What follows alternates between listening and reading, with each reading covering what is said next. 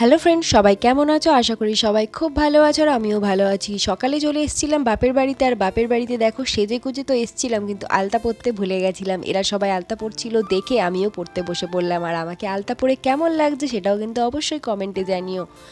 তারপর চলে গেছিলাম দিদির বাড়িতে। আজ হচ্ছে দিদির বাড়িতে নিমন্ত্রণ, মন্দির প্রতিষ্ঠার। তো সপরিবারে সবাই গেছিলাম, বাবা আগেই চলে গেছিলো।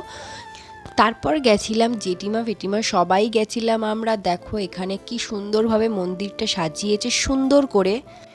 তো উল্টো দিকে হচ্ছে হরিনামের আসর বসেছিল। দেখো এখানে সবাই হরিনাম কীর্তন সংকীর্তন করছে।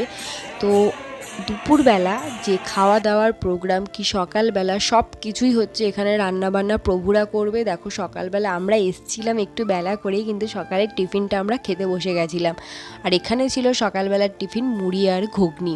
তো ঘুগনিটা কিন্তু খুবই সুন্দর হয়েছিল, আর এগুলো সব কিছুই রান্না করেছিল ওই প্রভুরাই হচ্ছে সকাল থেকে পুরো দুপুরের সব রকম পদ ওরাই রান্না করবে। আর খেতে কিন্তু খুবই সুস্বাদু হয়েছিল। তারপর আমরা খাওয়া দাওয়া সেরে চলে গেছিলাম দিদিদের পাশেই বাড়ির হচ্ছে একটা শান বাঁধানো ওদেরই। তো ওখানে বসে আমরা সবাই গল্পগুজব করছিলাম। বাইরে প্রচণ্ড গরম ছিল, কিন্তু একটু তবুও এখানে গাছের ছাওয়ার জন্য আর পুকুরের জন্য একটু হাওয়া আসছিল। আর ঘরের মধ্যে তো প্রচণ্ড গরম ছিল, যেহেতু প্রচুর আত্মীয় স্বজনও এসছিল ওই জন্য, আর কারেন্টও কিন্তু খুব যাচ্ছিল। তারপর দেখো একটু গল্পগুজব করে আমরা সবাই খেতে চলে এসেছিলাম। আর এখানে কিন্তু প্রায় 22 রকমের পদ রান্না হয়েছিল। তো 22 রকমের পদ খাবো বলেই আমি একদম সামান্য ভাত নিয়েছি, নিয়ে সব রকম আইটেম অল্প অল্প করে খেয়েছি। আর প্রতিটা পদ কিন্তু দারুণ সুস্বাদু, দারুণ খেতে কিন্তু খুব ভালো হয়েছে। নিরামিষি রান্না, খাওয়া দাওয়া কিন্তু খুব সুন্দর। দেখো এখানে পোলাও করেছিল, পনিরটাও কিন্তু খুব সুন্দর খেতে হয়েছিল। আর দেখো আমার ভাইজি দেখাচ্ছিল আমারও খুব সুন্দর পনির পিস পড়েছে, ওই জন্য তো হাসি ঠাট্টা করতে করতে খাচ্ছিলাম। আর দেখো চাটনিটা কিন্তু দারুণ টেস্ট হয়েছিল, আমের চাটনি দারুণ।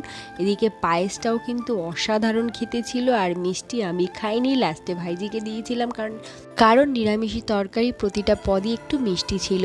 তো খাওয়া দাওয়া শেষে কিন্তু একটু রেস্ট নিয়ে দেখো সন্ধ্যাবেলায় সন্ধ্যা আরতি হচ্ছে দিদির বাড়িতে। মন্দিরে এর ছোট শ্বশুরই হচ্ছে তোমার সন্ধ্যা আরতি করে। আর দিদিদের বাড়িতে কিন্তু এখনও একান্নবর্তী পরিবার, মানে জয়েন্ট ফ্যামিলির ব্যাপারটা আছে। এটা কিন্তু খুবই একটা ইউনিক ব্যাপার। তো এরা সবাই আনন্দ করে থাকে, এটা কিন্তু খুবই ভালো লাগে। দেখো অনেক রাত্রেবেলা আমার বড়মশাই চলে এসেছিল, তো ওর জন্য দিদি আলাদা করে সব খাবার দাবার গুছিয়েও রেখেছিল। সেগুলো খেয়ে দিয়ে ফিরতে আমাদের অনেক রাতও হয়ে গেছিলো। তো শুভরাত্রি বন্ধুরা।